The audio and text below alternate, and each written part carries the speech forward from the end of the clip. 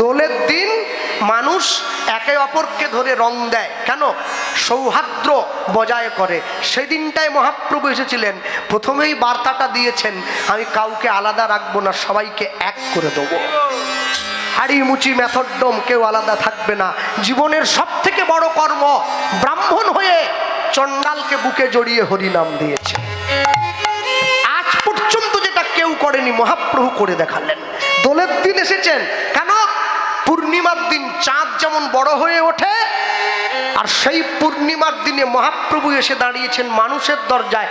চাঁদটা যেমন বড় হয়ে আকাশটাকে আলো করে, গৌররূপী চন্দ্র মানুষের হৃদয় আকাশটাকে আলো করে দেওয়ার জন্য এসে দাঁড়িয়ে মানুষের অন্ধকার গুহায় হরিনাম প্রচার করলেন। নাম যখন প্রচার করেছেন, আস্তে কথা নয়, নাম যখন প্রচার করেছেন, যারা তাকে ভালোবাসে সেও নাম নিল, যারা তাকে ভালোবাসে না সেও নাম নিল।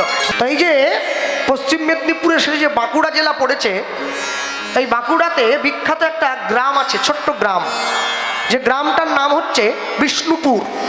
আপনি যখন বিষ্ণুপুর গ্রামে প্রবেশ করবেন, আপনি বিষ্ণুপুর গ্রামে ঢোকার সময় দেখবেন রাস্তার ওপরে বড় করে একটা সাইনবোর্ড দেওয়া আছে, সেখানে লেখা আছে আপনি ঐতিহাসিক বিষ্ণুপুরে প্রবেশ করছেন। ওপরে লেখা। যখনই আপনি গ্রামের মধ্যে ঢুকবেন, ঢোকার পরে দেখবেন রাস্তার দুদিকে মায়েরা বসে আছে, পোড়া মাটির তৈরি জিনিস বিক্রি করছে। বিষ্ণুপুরের পোড়া মাটির জিনিস জগৎ বিখ্যাত। মাটির পুতুল, মাটির শঙ্খ, মাটির কড়া, খুন্তি, হাঁড়ি। আর এই বিষ্ণুপুরে আরেকটা জিনিস জগৎ বিখ্যাত আছে, কি জানেন? ভগবানের সাক্ষাৎ বিগ্রহ রয়েছে বিষ্ণুপুরে, যার নাম হচ্ছে মদন মোহন। এই যে মন্দিরটা বানিয়েছেন গ্রামের মানুষ, এই মন্দিরে যে ভগবান বসবে সেই ভগবানকে কিন্তু বছরে একবার হলেও রং করতে হবে, কাপড় পরাতে হবে, সাজাতে হবে। কেন? ময়লা পড়ে যায়, ধুলো পড়ে যায়। বাঁকুড়া বিষ্ণুপুরে যে মদন মোহন বসে আছে, আজকে 450 বছর ধরে একই আসনে একইভাবে বসে আছে, তাকে কোনোদিন সাজানোও হয়নি, রং করাও হয়নি। আপনি কালকে যদি দর্শন করেন না, দেখলে ভাববেন যে এক্ষুনি কিনে এনে কেউ বসিয়ে দিয়েছে। এই হচ্ছে তার মহিমা, সাক্ষাৎ বিগ্রহ। হ্যাঁ, তার আগে আমি বলতে গিয়ে বলবো, সবার আগে শ্রীকৃষ্ণ চৈতন্য মহাপ্রভু তিনি নিজে মদন মোহন দর্শন করার জন্য ছুটে গিয়েছিলেন বাঁকুড়া বিষ্ণুপুরে। মদন মোহনকে প্রণাম করেছেন, মদন মোহনকে দর্শন করেছেন। দর্শন করে তারপর তিনি শ্রীক্ষেত্র পুরী ধামের উদ্দেশ্যে রওনা হয়েছেন। মনে রাখবেন, কীর্তন শুনবো, ভগবানের নাম শুনবো, ভগবানের কথা শুনবো, কিন্তু সবার আগে দেখতে হবে কার মুখে শুনছি, হরিনামটা কার মুখ থেকে বেরোচ্ছে। দুধ কিন্তু খুব ভালো জিনিস, দুধ খেলে শরীরের মঙ্গল হয়, কিন্তু দুধে যদি কোনো সাপ মুখ দিয়ে দেয় আর কি খাওয়া যায়? বিষ হয়ে যায় না? অদীক্ষিতের মুখে, আমিষ ভোজী ব্যক্তির মুখে হরি কথা সাপে মুখ দেওয়া দুধের মতো। হ্যাঁ, আর কেউ তো ঢুকু খেয়েও, কেন? ঢুকু খেলে একটু গায়ে জোর পাওয়া যায় আর কি, শরীরটা ঠিক থাকে। হ্যাঁ, সবসময় মনে রাখবেন, আগুন নিয়ে খেলা করা ভালো, কিন্তু আগুনে যদি একটু বেখেয়াল হয় না, আগুন হাতটা পুড়িয়ে দেবে, 2 মিনিট সময় নেবে না। কেউ যদি বলে আমি তো না জেনে হাত দিলাম, বলে তুমি না জেনে হাত দিয়েছো, তাহলে আমার কি? আমার ধর্মটাই একটু পুড়িয়ে দেওয়া। অন্যায় করা ভালো, কিন্তু অন্যায় করতে করতে যেদিন তুমি অন্যায়ের সমস্ত সীমা অতিক্রম করে যাবে, তোমাকে তার জন্য ফল ভোগ করতে হবে। বলো, বিষ্ণুপুরে একজন ক্ষত্রিয় বাড়ির ব্রাহ্মণ ছিল, যে ব্রাহ্মণের নাম ছিল সনাতন দাস। নামটা মনে রাখবে। সনাতন দাসের সংসারে তার একমাত্র স্ত্রী ছিল, যার নাম ছিল শিলাবতী। স্বামী স্ত্রী দুইজনের সংসার, আর এই সংসারে আরেকজন ছিল, সে হচ্ছে তাদের সেবিত রাধা গোবিন্দ। নিত্য নিত্য ভগবানকে প্রণাম করে, ভগবানকে ডাকে, ভগবানের চরণে ফুল দেয় আস্তে। ভগবানের মন্দিরে যাওয়ার সময় জুতো খুলে রেখে মন্দিরে উঠতে হয়, পরে তো যেতে পারবো না। তা জুতো খুলে রেখে মন্দিরে উঠে ভক্ত গিয়ে ভগবানকে প্রণাম করে পুজো দিয়ে যখন মন্দিরের বাইরে এসছে, তাকে জুতো চুরি হয়ে গেছে। কে পরে পালিয়ে গেছে, দামি জুতো ছিল। তার বড় রাগ হয়েছে। সে মনে মনে করছে, যে ভগবান আমার একজোড়া জুতোর দায়িত্ব নিতে পারেনি, সে কি আমার জীবনের দায়িত্ব কি করে নেবে? হ্যাঁ, তেড়ে মেড়ে যাচ্ছে ভগবানের কাছে নালিশ করতে। ওর বন্ধুরা বলে, তুই কোথায় যাচ্ছিস? বলে, আজ ঠাকুরকে ছাড়বো নি। আজ ঠাকুরের একদিন কি আমার একদিন? হ্যাঁ, তোমার পুজো দিতে গেছি, আমার চপ্পল চুরি হয়ে গেল, এত দামি জুতো ছিল। ও ঠাকুরকে নালিশ করতে গিয়ে শুকনো মুখে ফিরে আসছে। ওর বন্ধুরা বলে, কিরে নালিশ করলি? বলে, দূর, যাকে নালিশ করতে গেছি তার পায়েই তো জুতো নাই। তার নিজের জুতোই কে পরে পালিয়ে গেছে। তাহলে যে ঠাকুর নিজে একজোড়া জুতো রক্ষা করতে পারেনি, সে কি আমার জীবন রক্ষা করতে পারবে বলে মনে হয়? আজ থেকে পুজো টুজো সব বন্ধ। হ্যাঁ, মনে রাখবেন, ভগবানের প্রতি পূর্ণ বিশ্বাস, সেটা যদি একটু অবিশ্বাসে বদলে যায়, তাহলে কিন্তু আপনি ঈশ্বরের অনুকম্পা থেকে দূরে চলে যাবেন। কেন বলুন তো?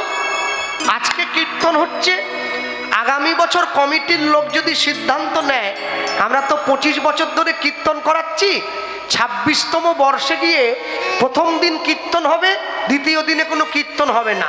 তাহলে রাত্রি 11টার সময় অনুরাগের ছোঁয়া সিরিয়ালে দীপা আর সূর্যকে আনা হবে। তাহলে দেখবেন এই জায়গায় না পুলিশ দিয়ে লোক ঠেকা দিতে হবে, যে লোক হবে। কাকে দেখতে এসেছে? সিরিয়ালের নায়ক নায়িকাকে। কেন? আমাদের যা আছে ওদেরও তা আছে, দুটো হাত, দুটো পা, মুখ, কান, চোখ, নাক। আমরা দেখতে একটু খারাপ, ওরা দেখতে একটু ভালো, এই আর কি। তাহলে দেখতে এসছে কেন? বলে ওরা কর্ম করেছিল এমনই, যাতে ওদেরকে দেখার জন্য আমরা ছুটে যাব। আমাদের কর্মটা ভালো নয়। কর্ম তোমার ভালো হলে ভাগ্য তোমার দাসী, হৃদয়ে তোমার ভালো হলে ঘরেই মথুরা কাশী। আপনি মালা পরবেন কি তিলক করবেন, নিরামিষ খাবেন কি আমিষ খাবেন, এ বিচার অনেক পরে হবে। সবার আগে আপনার নামের পাশে বসবে আপনি জীবনে কর্মটা কি করেছেন। যদি ভালো কর্ম করেন তাহলে আপনি ভালো ফল পাবেন, আপনাকে আটকে রাখার ক্ষমতা কারণ নেই। আর যদি আপনি খারাপ কর্ম করেন তাহলে খারাপ ফল পাবেন। এর জন্য আপনি যত চেষ্টা করুন কোনোদিন হয় না। তাই জীবনে যাই করো, কোনোদিন খারাপ কর্ম করবে না, কাজ ভালো করবে। তুমি যদি কর্ম ভালো করো, তুমি তার জন্যে ভালো ফল পাবে। স্বামীর সঙ্গে এক সংসারে থাকতে গিয়ে মা হয়ে গিয়েছিল সন্তান সম্ভবা মা। যেদিন থেকে মাতৃগর্ভে সন্তান এসেছে, মা ভগবানের চরণে নয়নের জলটা দিচ্ছে, প্রভু ছেলে হোক মেয়ে হোক আমি সে বিচার করব না, আমি একটা জিনিসই তোমার কাছে চাইব, কি যাকে তুমি আমার মধ্যে দিয়ে পৃথিবীতে পাঠাচ্ছ ও যেন প্রকৃত মানুষের মতো মানুষ হয়। আর আমার কিছু যাওয়ার দরকার নেই। ভগবানের চরণটা জড়িয়ে ধরে ভগবানকে যখন বলল, একবার, দুবার, তিনবার, ঠাকুর ঘরের দরজাটা বন্ধ করে দিয়েছে, ভগবানের চরণটা জড়িয়ে ধরেছে। দরজার বাইরে স্বামী কান পেতেছে, স্ত্রী গিয়ে শিলাবতী গোবিন্দের চরণটা জড়িয়ে ধরেছে। জড়িয়ে ধরে ভগবানকে চেয়ে বসলো, কি প্রভু কালকেও যা চেয়েছিলাম আজও তোমার কাছে তাই চাইছি। ভগবানকে প্রণাম করে যখন উঠে দাঁড়িয়েছে, ভগবান যখন দৈববাণী করে প্রণাম করেছে, মা অচিরাতে তোমার ঘরে এক পুত্র সন্তান জন্ম নেবে। পিতামাতার মৃত্যুর পরে পিতামাতাকে পিণ্ড দান করে পুত নামক নরক থেকে উদ্ধার করে বলে সন্তানকে বলে পুত্র। এরপর এই সন্তান তোমার ঘরে থাকবে না, আমার ভক্ত হবে। এরপরে ভগবান বলছেন, এই ছেলেটা রাজা নয় মহারাজা হবে। এইটা কিন্তু মায়ের বিশ্বাস হয়নি। কেন বলুন তো? মা মনে মনে জায়গা দিয়েছে, রাজার ছেলে রাজা হয়, ভিখারির ছেলে কোনোদিন রাজা হয় না। তাহলে যার নিজের খাওয়ার পয়সা নেই তার বাড়ির ছেলে রাজা হবে কি করে? আবার শুধু রাজা নয়, মহারাজা হবে। মা যখন প্রণাম করে উঠে দাঁড়িয়েছে, দরজার বাইরে স্বামী দাঁড়িয়ে ডাকলো, শিলাবতী, শিলাবতী দরজা খোলো, শিলাবতী। ছুটে গিয়ে দরজাটা খুলে দিয়েছে। একই তুমি দাঁড়িয়ে আছো দরজার বাইরে, হাতটা বাড়িয়ে দিয়েছে, আমায় প্রসাদ দিলে না? এত সুন্দর করে ভগবানকে সেবা দাও, আমি তো আগে জানতাম না। স্বামী প্রশ্ন করছে, কিছু শুনেছো নাকি? না না, তুমি ভেতরে ছিলে, দরজা বন্ধ ছিল, কি করে শুনবো? দাও প্রসাদ দাও। হাতটা বাড়িয়ে দিয়েছে, স্ত্রী প্রসাদটা হাতে দিল। শিলাবতীর স্বামী শিলাবতীকে বলে উঠছে, তোমায় একটা কথা বলবো বলে ঘরের দরজায় দাঁড়িয়ে আছে। কি কথা? আগামীকাল সকালবেলায় আমি গয়া যুদ্ধে যাত্রা করব না। ছুটে গিয়ে নিজের স্বামীর পা দুটো জড়িয়ে ধরেছে, অগ্নি সাক্ষী করে 7 পাক ঘুরে তুমি আমাকে তোমার স্ত্রী বলে গ্রহণ করেছ। বর্তমানে তোমার ঔরসে আমি 9 মাসের সন্তান সম্ভবা মা, আর এই অবস্থায় তুমি যুদ্ধে যাবে, জীব হত্যা করবে। সনাতন দাস বলে উঠল, আমি তোমায় কথা দিলাম, আমি 7 দিনের মধ্যে যুদ্ধ থেকে ফিরে আসব। যুদ্ধক্ষেত্র থেকে ফিরে আসতে গিয়ে যদি আমার মৃত্যু হয়, আমি তথাপি কোনো জীব হত্যা করব না, আমি জীব হত্যা করব না, আমি জীব হত্যা করব না। কালকে খবরের কাগজে একটা জায়গায় দেখতে গিয়ে দেখছিলাম, বাঁকুড়াতে একটা লটারির টিকিট খেলা হচ্ছে, দোকানদার নাম দিয়েছে মহাপ্রভু লটারি এজেন্সি। মহাপ্রভুর নামে জুয়ো ব্যবসা খুলে বসে পড়েছে। হ্যাঁ, একে মানুষের ভক্তি টক্তি সব উঠে গাছে উঠে যাচ্ছে। মাঝখান থেকে কিছু কীর্তনিয়া বেরিয়ে শুধু যুক্তি খুঁজে খুঁজে যুক্তি। গোপালকে তোমরা চান করাও, গোপালকে খেতে দাও, গোপালকে ডাইপার কেন পরাওনি, তার জন্য বাথরুম কেন বানাওনি, তাকে হাগিস কেন পরাওনি, নানা রকম সব যুক্তি বেরিয়ে গেছে। মা দুর্গার ব্লাউজের মাপ কত আমাকে বলো, বলতে পারলে টাকা ফেরত দিয়ে চলে যাব। একটা প্রশ্নের উত্তর দিতে পারবেনি, ওরে যুক্তি। হ্যাঁ, তার মাঝখান থেকে একে হোম হচ্ছিল, দিয়েছে ঘি, গৌরাঙ্গ বিড়ি। বিড়ি কোম্পানির নাম পাওয়া গেল নি, আর মহাপ্রভুর নামে বিড়ি দোকান। এতে সে আরো ফুলে উঠছে। সে বলে আমার বলার রাস্তা এরাই তৈরি করে দিচ্ছে। আর আমাদের মতো কিছু লোক বেরিয়ে গেছে। হ্যাঁ, লোকে ফোন করে বলে, দাদা আপনি আমাদের গ্রামে 25 সালে আসবেন। বলি হ্যাঁ, 23 সালে আমাদের গ্রামে যাকে এনেছিলাম সে 80,000 টাকা নিয়েছে, সে বলে গেছে তুলসী মঞ্চ বাঁ দিকে রাখো। 24 সালে যে এলো সে 1 লাখ টাকা নিল, সে বলল তুলসী মঞ্চ ডান দিকে রাখো। আপনি 25 সালে আসবেন, আপনি কত? আমি বলি আমি 80তেও নেই, 1 লাখেও নেই, হাফেরও কম। তাহলে আপনি বলুন কোন দিকে রাখবো, এখন থেকে বলে দেন। কেন আপনি আসরে এলে তো বলা যাবে না অত কথা। আমি চিন্তা করলাম, শালা দুদিকই তো বলে দিয়েছে, বাঁ দিকে বলে দিয়েছে, ডান দিকে বলে, আমি তাহলে কোন দিক? তা আমাকে তো বলতে একটা হবে। আমি বললাম একটা কাজ করুন। বলে কি? শিকেতে করে টাঙি রাখুন ওপরে। কি বলবা? আর লোকে শুধু তত্ত্বের নামে গর্ত ফেরি, শুধু তত্ত্ব। মেয়েরা কালো কার কেন পরে পায়ে, এটা নামে হরি নামে তত্ত্ব হচ্ছে। হ্যাঁ, লোকে ভিড় করে ছুটে চলে যাচ্ছে। হ্যাঁ বাবা, কি করলে চিনিতে পিঁপড়ে আসবে নি বলে দিল কীর্তনিয়া। 5টা লবঙ্গ ফুল ফেলে 1 নিঃশ্বাসে চিনির মধ্যে গুঁজে দাও, লবণ। হ্যাঁ, আপনি যা বলেছেন না, ও সামনের বছর আসতে হবে আবার আপনাকে। কি তত্ত্ব দিচ্ছে বাপ রে বাপ। আমি বলি শোনো, ডান দিকে রাখতে হবে নি, বাঁ দিকে রাখতে হবে নি, যার যেদিকে খুশি তুলসী মঞ্চ সেই দিকে রাখবে। মোট কথা হলো তুলসী মঞ্চ রাখতে হবে, এটাই ফাইনাল। ডান দিকে বাঁ দিকে চক্করে যেও না। হ্যাঁ, আমি তো শহরে থাকি, আমার বাড়ির বাঁ দিকে জায়গা নেই, ডান দিকে নেই, আমি কি রাখবো না? বাজে কথার ঝাড় সমস্ত। নারকলের 5টা ফুটো কেন হলো, বেলপাতা 3টে পাতা, কি সমস্ত কথা।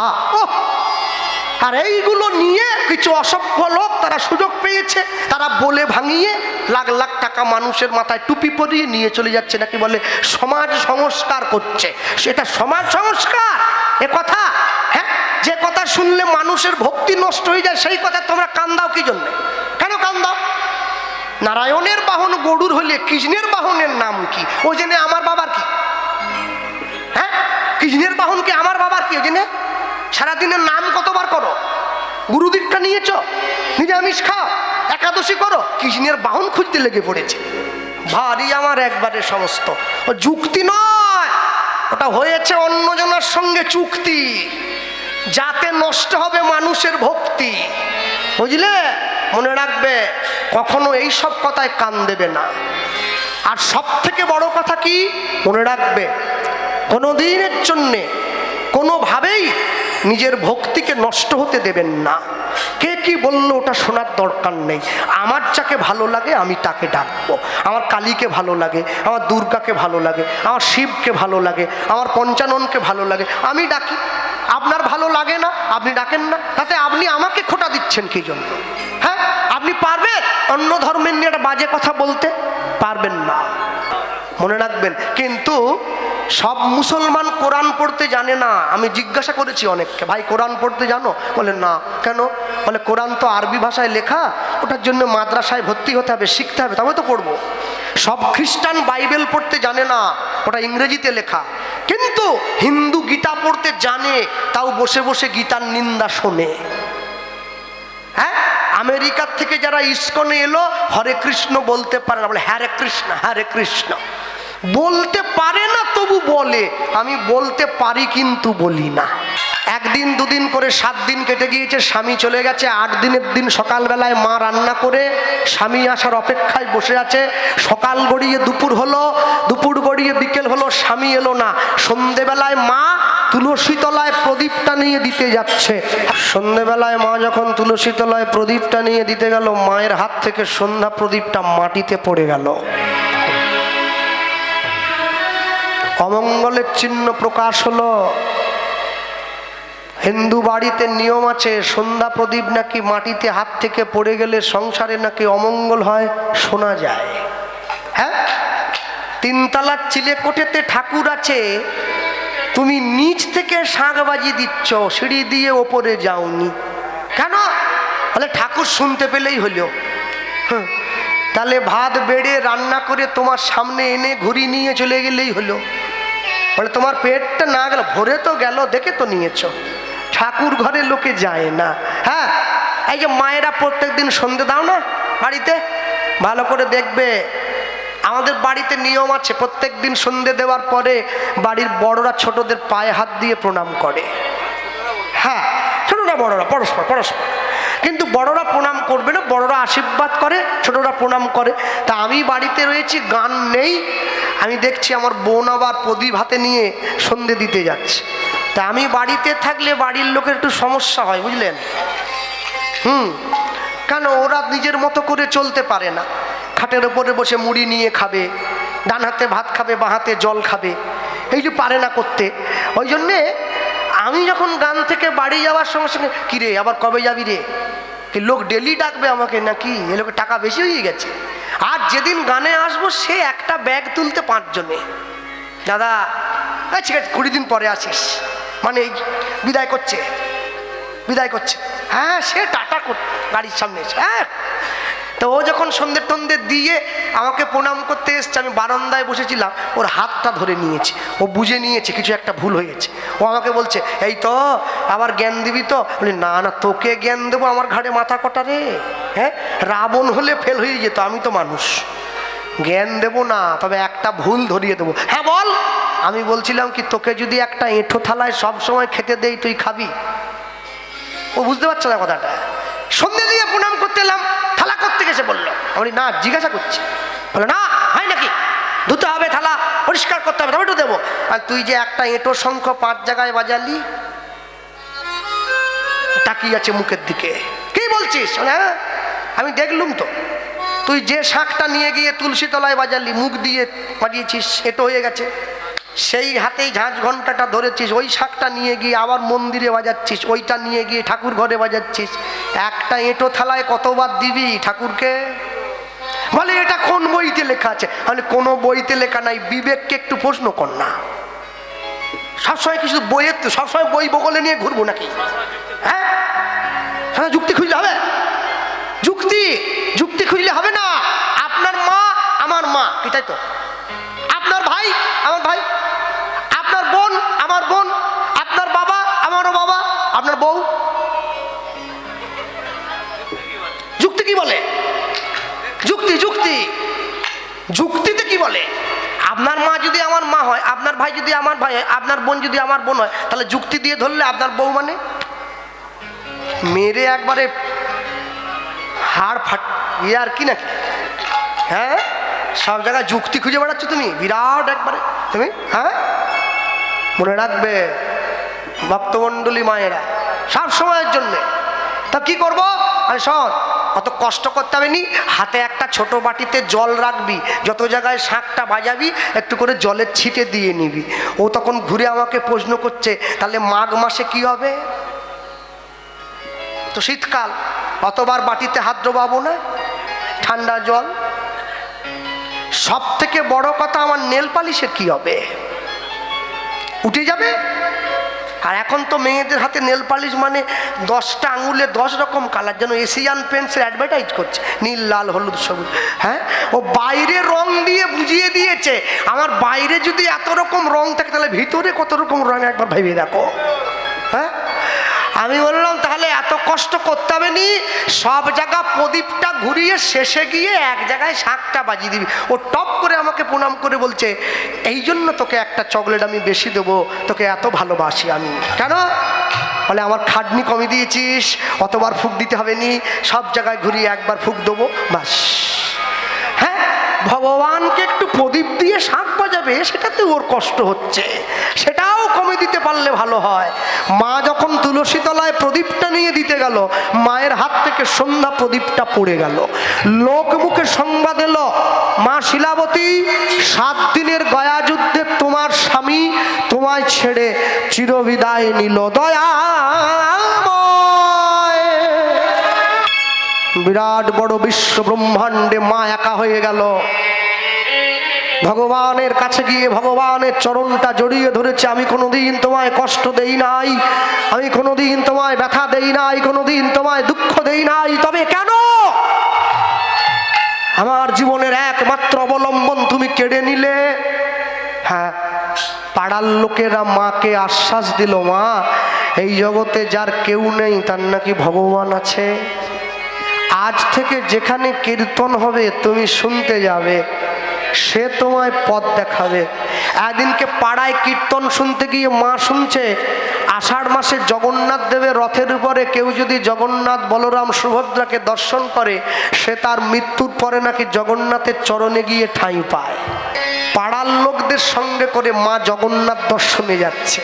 হ্যাঁ, পাড়ার লোকদের সঙ্গে নিয়েছে, একসঙ্গে করে পথের মধ্যে দিয়ে চলতে গিয়ে মা শিলাবতী পাথরের ঢিপিতে উঁচুট খেয়ে আছাড় খেয়ে পড়ল মাটিতে, অচৈতন্য হয়ে গেল। পাড়ার লোকেরা মাকে ফেলে দিয়ে পালিয়ে গেল, চলো ভাই, ও যদি মরে যায় বাকি লোকেরা আমাদের ধরবে। সুখের দিনে অনেক বন্ধু পাওয়া যায়, বিপদের দিনে বন্ধু পাওয়া বড় দায়। বিপদের দিনে যে পাশে এসে দাঁড়ায় তাকে প্রকৃত বন্ধু বলে বলা হয়। সবাই যখন মাকে ফেলে দিয়ে পালিয়ে গেল, অনেকক্ষণ পর মায়ের যখন জ্ঞান ফিরেছে, মা তাকিয়ে দেখছে একটা ফুটফুটে পুত্র সন্তানের জন্ম দিয়েছে, মানে মায়ের একটা ছেলে হয়েছে। মায়ের মনে যত দুঃখ থাক, সন্তানের মুখ দেখার পরে মা তার ছেলেটাকে বুকে জড়িয়ে ধরে সব দুঃখ ভুলে যায়। হ্যাঁ, মনে রাখবেন, মা সেদিনও কেঁদেছিল সন্তান নিজের হাতে ভাত খেতে পারে না বলে। আজও মা কাঁদছে সন্তান তার মাকে দুমুঠো ভাত দেয় না বলে। বাবা যখন বেঁচে থাকে তখন বাবার গলায় একটা ফুলের মালা পরাতে হয়। বাবা মরে যাওয়ার পরে বাবার ছবিতে মালা পরিয়ে লাভ নেই, বাবা তো পেল না। মা যখন বেঁচে থাকে তখন মাকে একটু খাওয়াও, মা মরে যাওয়ার পরে পাড়ার লোককে ডেকে ইলিশ মাছ খাইয়ে কি হবে, মা তো পেল না। যতই যাও না মন্দির মসজিদ, যতই যাও না তীর্থস্থান, বাবা মাকে না বাসিলে ভালো পাবে না কোনোদিন ভগবান। বাবা মায়ের সেবা ছেড়ে দিয়ে তুমি মালা পরে মাথায় শিখা রেখে তিলক করে ঘুরিয়ে বেড়ালে লাভ নাই, জীবনের শেষে শূন্য পাবে। বাবা মা তোমার জীবনের আসল ভগবান, যারা তোমাকে পৃথিবীর আলো দেখিয়েছে তাদের সেবা করবে সবার আগে। রাখবেন, মায়ের সেবা মাতৃভক্তি অটুট যত, সেই ছেলে হবে কৃতি তত। পিতায় শ্রদ্ধা মায়ে টান, সেই ছেলে হবে সাম্যপ্রাণ। ভক্তমণ্ডলী, ভক্তিমতী মায়েরা, নিজের সন্তানকে বক্ষ মাঝে জড়িয়ে ধরে মায়ের মনে আনন্দ হবে কি, মায়ের মনে রাগ হলো। মা বলে উঠল, এমন একটা সন্তানের জন্ম দিলাম যে সন্তানটা বিয়ের আমার স্বামীকে মারল, যে সন্তানটা পৃথিবীতে আসার আগে আমার জগন্নাথ দর্শনে বাধা দিল, তোকে আমি আমার সঙ্গে রাখবো না, ছুড়ে দিল। মা যখনই সন্তানটাকে ছুড়ে দিয়েছে, ভগবান ছুটে গিয়ে কোল পেতে কোলে নিয়ে নিয়েছে। রাখে হরি, আর যাকে মারে হরি বাঁচাবে কে? ভগবান কোল পেতে কোলে নিয়ে ভাবছে, ও তো আমারই ভক্ত, ওকে তো আমাকে রক্ষা করতে হবে। আমি অর্জুনের রথ চালালাম অর্জুনকে বাঁচাবো বলে, আর আমার ভক্তকে আমি রক্ষা করব না? কোল পেতে কোলে নিয়ে একটা অশ্বত্থ গাছের ডালে ওকে আশ্রয় দিয়েছে। যে গাছের ডালটিতে ভগবান ছেলেটাকে আশ্রয় দিল, ওই গাছটা আজও পর্যন্ত বাঁকুড়া বিষ্ণুপুরে আছে, গেলে দর্শন করবেন। তবে গাছটা জড়িয়ে ধরতে গেলে 15 থেকে 20 জন লোক লাগবে, 2-5 জনের কর্ম নয়। ভগবানের ভক্তকে আশ্রয় দিয়ে গাছটা অমরত্ব প্রাপ্ত করেছে। হ্যাঁ, ছেলেটা বেঁচে গিয়েছে। মা কি করছে? গায়ের জলে উঠে চলে যাচ্ছে জগন্নাথ দেখতে, পারল না, মুখ থুবড়ে পড়ল। ওই মন্দিরের জগন্নাথ রাখাল বালকের বেশ ধরে মায়ের সম্মুখে এসে দাঁড়িয়েছে। মা, হাতটা দাও। তুই কে? তুমি আমায় চিনবে না, আমি পাশের পাড়ায় থাকি, আমি জগন্নাথ দেখতে যাচ্ছিলাম, ভাবলাম তোমায় নিয়ে যাই। স্বয়ং জগন্নাথ মায়ের হাত ধরে জগন্নাথ দেখতে নিয়ে যাচ্ছে। ছেলে পুরীতে গিয়ে মাকে দেখাচ্ছে, মা ওই দেখো জগন্নাথ রথের উপরে। মা এত বোকা, ছেলের হাতটা ছেড়ে দিয়েছে। ছাড়ে কেউ? খোকা, এই খোকা, রথযাত্রা লোকারণ্য মহাধুমধাম, ভক্তরা লুটায়ে পথে করিছে প্রণাম। রথ ভাবে আমি দেব, পথ ভাবে আমি, মূর্তি ভাবে আমি দেব, হাসে অন্তর্যামী। হ্যাঁ, নিয়ে গেছে। ছেলে যেই দেখাচ্ছে, মা হাত ছেড়ে দিয়েছে, ছেলে আর নেই। কোথায় গেল? মায়ের তো জগন্নাথ চরণে ঠাঁই হয়ে গেল, ছেলেটার কি অবস্থা? ছেড়ে গেলে তো চলবে না। আস্তে, ছেলে মেয়ে জন্মানোর পরে মুখে কি দেয়? বলে নিম পাতা। কে রে? কি কি? হ্যাঁ, মধু মধু মধু মধু। হ্যাঁ, তবে যদি সেই মধুতে ভেজাল থাকে, তাহলে তোমাদের বাড়ির ছেলে মেয়েরা মধু খেয়ে তোমাদের দেখাবে জাদু। ভগবান চিন্তা করছে, মধু দেবো, এমনি এমনি দিতে পারি না, যেখানে আটকে গিয়েছে ওই সোজা মধু চক্র।